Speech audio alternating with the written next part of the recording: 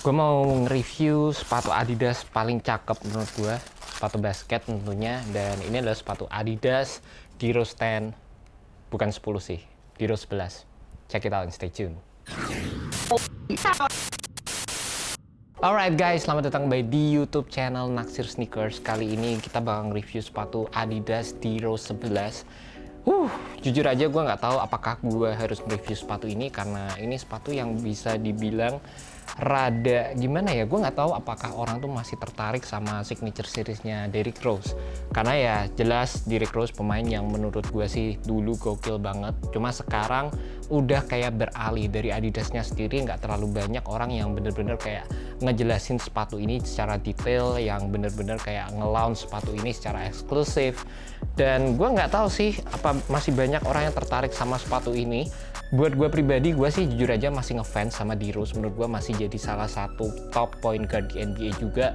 Dan memang dia sedikit lebih tua, dan dengan beberapa injury juga, menurut gue sih sekarang dia adalah versi yang lebih wise dibandingkan dengan yang MVP Derrick Rose. Dan ini sepatunya menurut gue asli gokil. Dari segi looksnya sendiri, ini gue bilang bagus banget, cakep sepatunya. Gue waktu pertama kali ngeliat, gue jujur aja emang rada ragu-ragu sih untuk review atau enggak, tapi setelah gue pegang secara langsung, ini sih gue jadi tertarik main pakai sepatu ini guys. Dari segi looksnya sendiri, menurut gue ini kayak sepatu Adidas yang bener-bener kelihatan retro guys. Gue jadi inget kayak zaman-zamannya dulu TS, terus zamannya sepatu-sepatu T-Mac, ya kayak gini. Dan gue jujur jadi tertarik banget, kayak ada segi nostalgianya sedikit dari sepatu ini. Dan secara untuk sepatu Adidas Diro 11 sendiri, mereka itu mengambil beberapa desain yang ada dari signature sepatu Derrick Rose sebelumnya dan diimplementasikan di sepatu ini juga. By the way, kalau kalian tertarik dengan review-review sepatu basket kayak gini, kalian jangan lupa untuk klik tombol subscribe dan nyalain tombol loncengnya juga, karena setiap minggu gue bakal kasih kalian konten-konten yang menarik banget. Semua sepatu-sepatu basket ada, sepatu-sepatu general release ada, sepatu-sepatu yang punya teknologi terbaru juga kita bakal review di channel ini guys. Dan juga kalau kalian penasaran di mana gue ngedapetin sepatu ini, gue dapetin sepatu Adidas Diro 11 di Terminal Shoes, yang kemarin IG-nya sempat di-hack, beberapa dari kalian sempat nanyain ke gue juga. Gue dapetin sepatu ini dengan harga di bawah retail, kurang lebih 1,8an. Kalau retailnya sendiri, sepatu ini dijual dengan harga Rp2.200.000.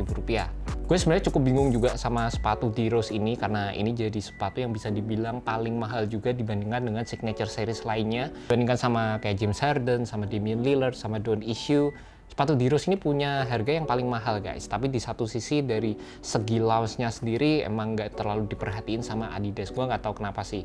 Gue nggak tahu kalau di US gimana, tapi di Indonesia kayak sepatu ini tuh tiba-tiba nongol aja gitu, entah dari mana, tahu-tahu sepatu ini udah ada dan kalian bisa beli sepatu ini. Dan juga kalau kalian penasaran sama perbedaan yang paling besar antara sepatu ini dengan Diro 10 yang dulu udah sempet gue review juga, adalah dari segi cushioning sistemnya. Ini sepatu udah menggunakan cushioning like strike.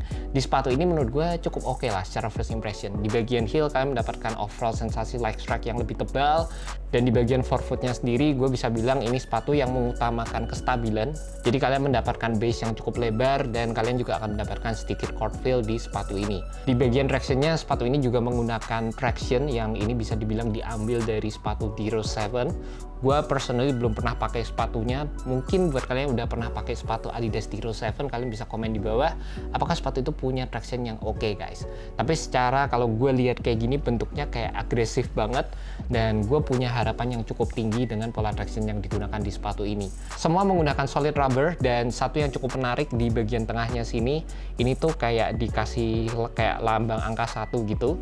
Gue kira kalau sepatunya dijadiin satu gini bakal bentuk angka 11, tapi ternyata enggak guys, rada beda ya. Dan juga kalau gue bisa teliti lebih dalam lagi, rubber yang digunakan ini beberapa part rada berdekatan, jadi gue berharap ya debu itu nggak akan stuck di sepatu ini guys. Dari materialnya sendiri, kali ini kita mendapatkan material Adizero.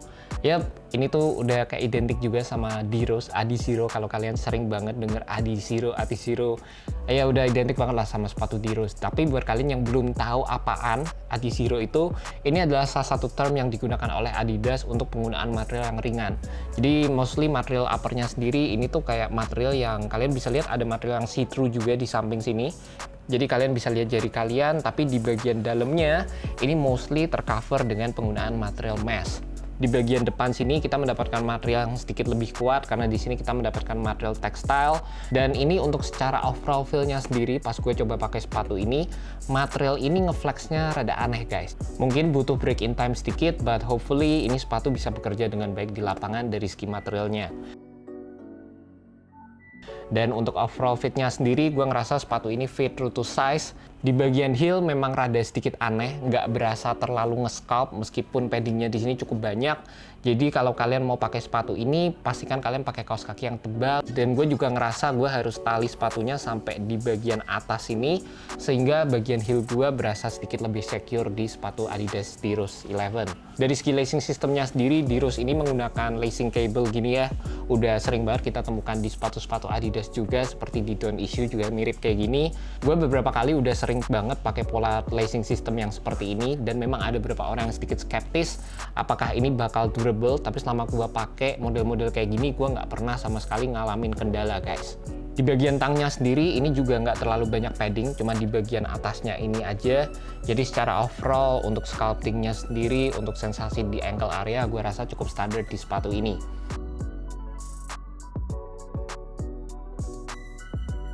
Satu fitur yang gue suka banget di sepatu Adidas D-Rose 11, di sini ada TPU piece di bagian samping.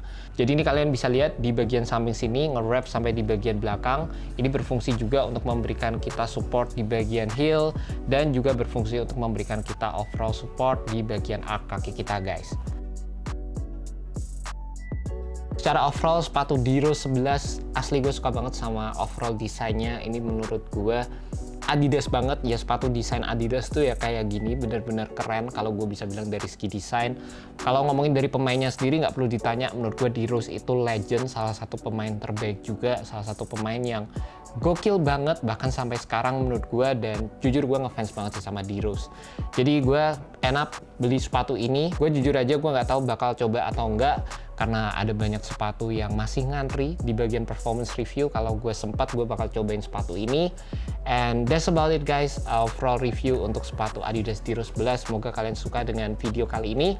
Dan kalau kalian suka, jangan lupa untuk klik tombol subscribe dan nyalain tombol loncengnya juga guys. That's about it guys, thank you, peace.